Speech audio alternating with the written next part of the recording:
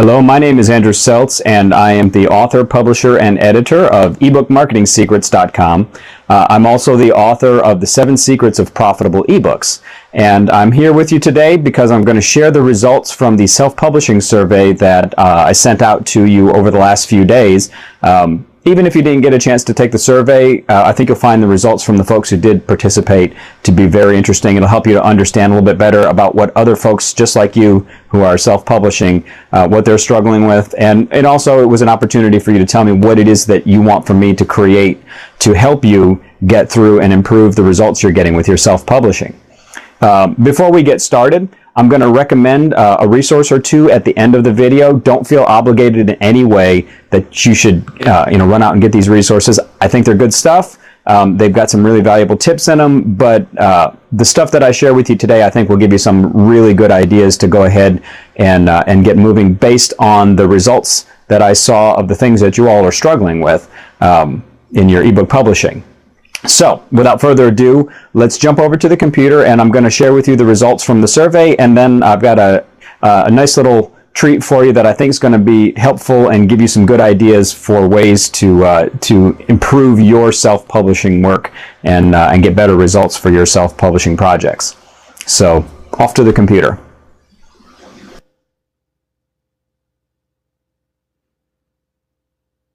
Okay, so let's take a look now at the Ebook Marketing Secrets September 2013 Self-Publisher Survey. This survey went out to members of the Ebook Marketing Secrets membership site, as well as a few people that came through our Facebook page as well. So let's jump right in here and start looking at the results. We asked 4 questions this time around, and this is just an idea, trying to get a handle on the folks who are coming to the site, what they are looking for, what they're having trouble with in their self-publishing work. So question number 1 was looking at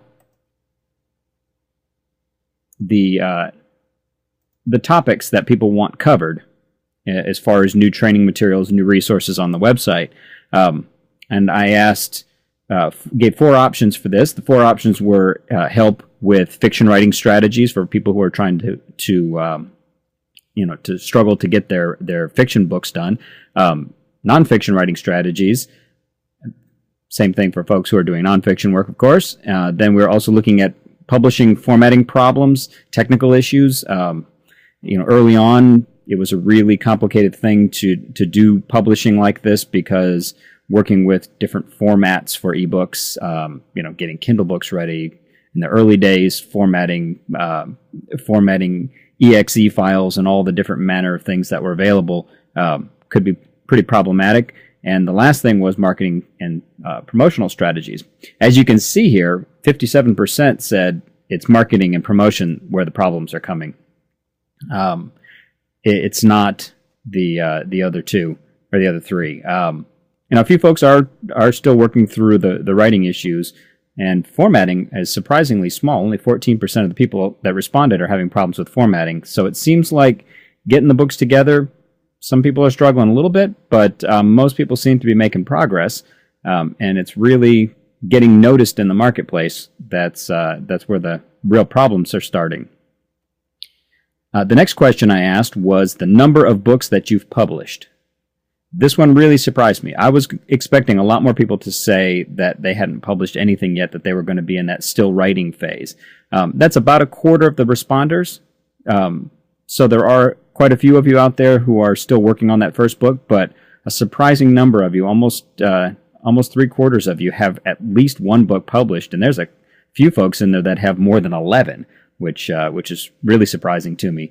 But most folks have 1 to 5 books out there, over half of you. So it's not a problem getting the books together and getting them out there. It's getting them noticed, which is why the results from question 1 weren't that big of a surprise once I saw these results. The next question was, as far as training programs and training materials, which formats did you prefer? The 2 that really stood out here were videos with PDFs as downloads and PDF downloads. Basically, people want something to refer to in print. That's the takeaway that I got from the results here. No matter what, you want to have something that you can refer to in print. Videos are a great bonus, but as long as it's always accompanied by print. In this particular little video, unfortunately, I don't have a PDF to go with it right now, but in future ones, you can be sure that I'll be looking to combine the two, since that seems to cover most people that responded to the survey. And then the last question I asked was your preferred publishing platform. So where do you want to distribute?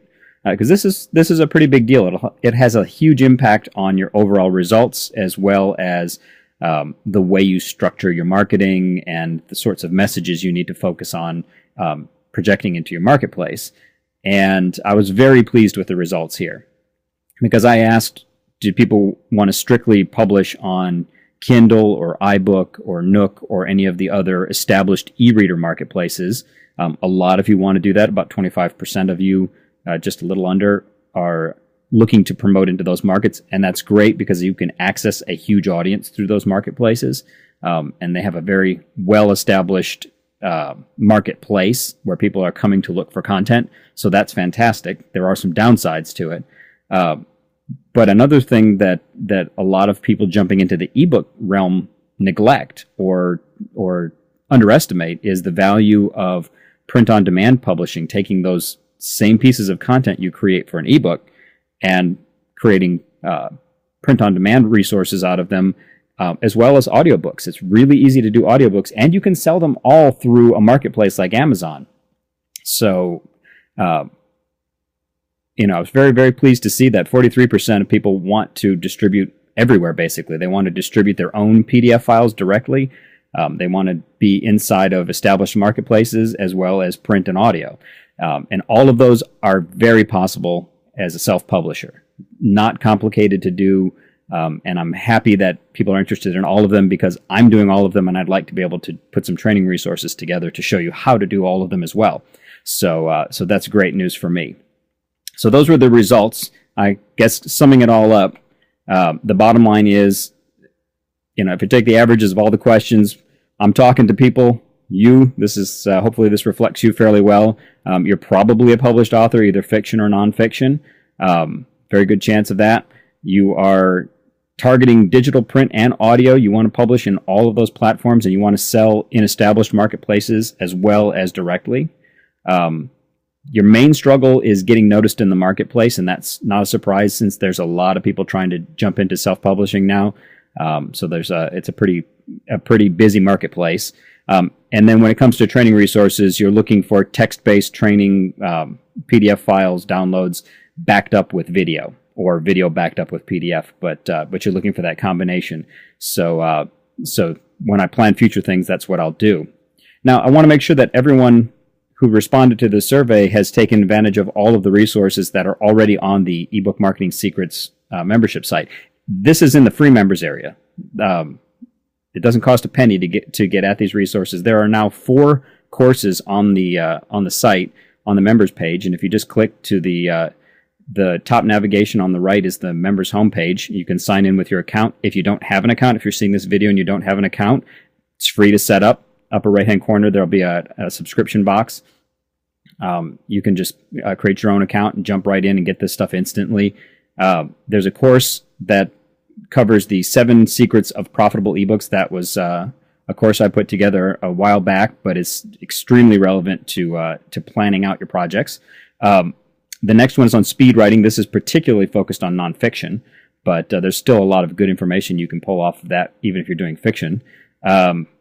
I also put together a Kindle formatting resource guide, and there's also a template in there for Kindle, as well as a template for creating PDF ebooks to publish on your own websites and distribute that way. And the last one is I put together a short tutorial on various ways that you can use video marketing, like YouTube videos, to promote your books, and the various ways that you can do that. So I outlined some of the kind of dominant video styles, I guess is the best word.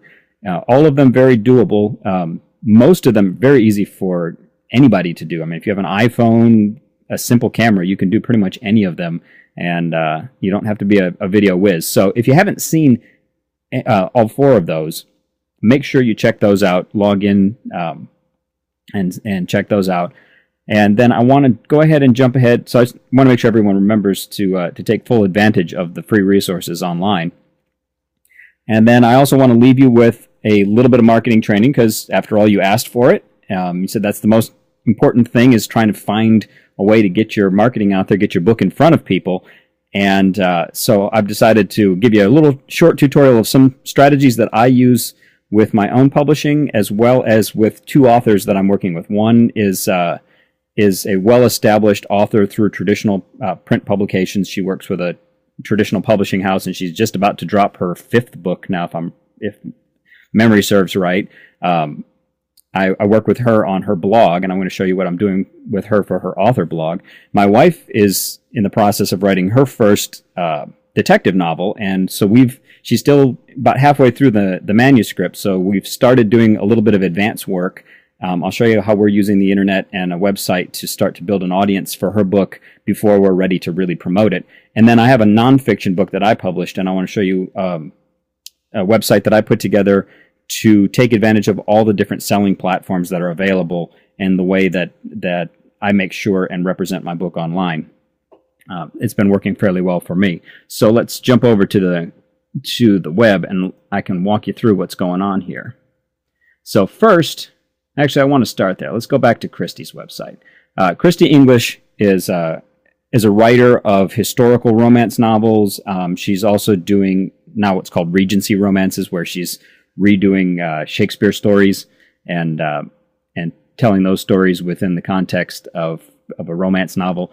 And what we did for her website, very, very simple. We put together an author blog. She's establishing herself as a fiction author under her name. She's building a name for herself. So we put together an author blog where she talks about her writing life. But the other thing she does very frequently is she writes about other authors' work that she admires. So she's building a heavy base, you can see here, of other authors that she's promoting and talking about their work. She does guest blogging and things like that. And this helps her, as you can see, here's her most recent available book here on the side. We've got that prominently featured at the top of the page on every page.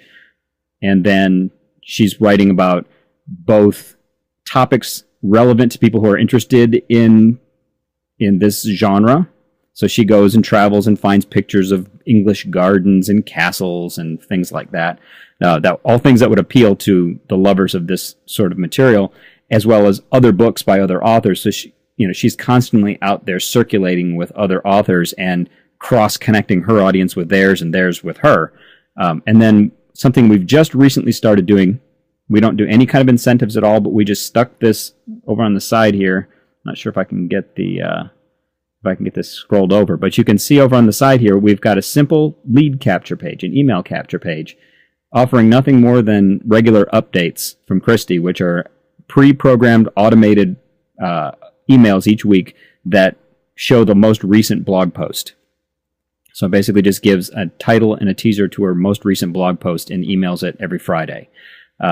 Super simple. She doesn't have to do anything different once it was set up. She has to do nothing different when it comes time to email. It goes out automatically. All she has to do is keep blogging like she's been doing. And this keeps her audience connected. It's going to help to reinforce people visiting her site, and it's also helping us to find people who are really interested in her. And then when the next book comes out, we'll be able to do some direct promotions to the people on that list to kind of warm them up and get them ready for the launch, so that going forward, she doesn't have to rely on people remembering to check her out or stopping by randomly, but she can start to be a little bit more intentional with connecting with that audience.